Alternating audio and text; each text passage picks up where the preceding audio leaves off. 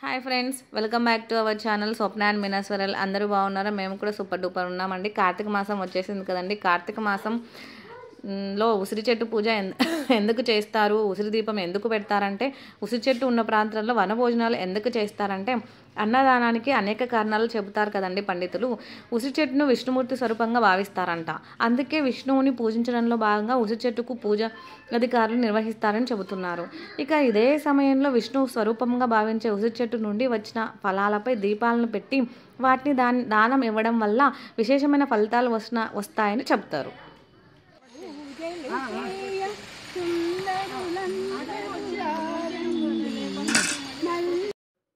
ఉసిరి చెట్టుకు బొట్టు పెట్టేసి ఉసిరి దీపాలు పెట్టేసి హారతి ఇచ్చేసి కొబ్బరికాయ కొట్టేసిన తర్వాత మా నీరజ ఆంటీ అయితే దేవుడి కోసం పూలు కోస్తుందండి.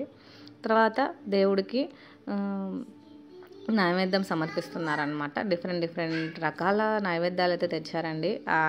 డిఫరెంట్ రకాల పులిహోర, లెమన్ పులిహోర, చింతపండు పులిహోర, బిర్యానీ, అరటి పండ్లు, ఉసిరి పచ్చడి, మామిడికాయ పచ్చడి, టమాటా పచ్చడి, అలా చాలా ఉన్నాయండి. దేవుడికి చెట్టుకి బొట్టు పెట్టేసి దీపాలు పెట్టేసి ఉసిరి దీపాలు పెట్టేసి తర్వాత వచ్చేసి 11 ప్రదక్షిణాలతో అలా తిరగాలండి. తర్వాత చెట్టు కింద ఉసిరి సహస్రనామాలు అయితే అలా చదువుకోవాలండి. చూడండి మీరే.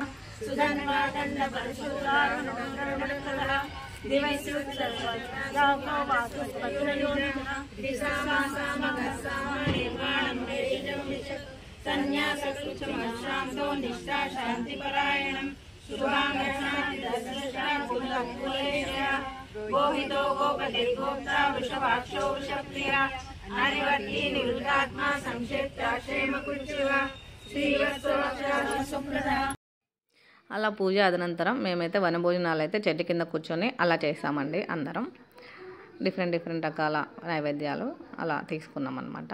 అలాగే మా వీడియో లైక్ చేసి సబ్స్క్రైబ్ చేసి షేర్ చేయండి. Thank you.